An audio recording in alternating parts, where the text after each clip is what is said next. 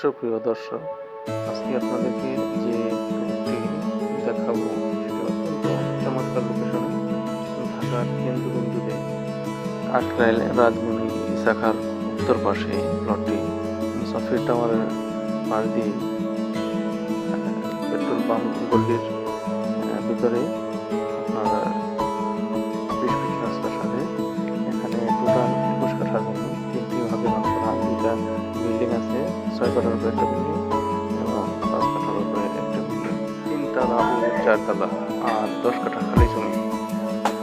তো এই প্লটটি খুব সুন্দর একটি আকর্ষণীয় জায়গার মধ্যে প্লটটি বিক্রি হবে।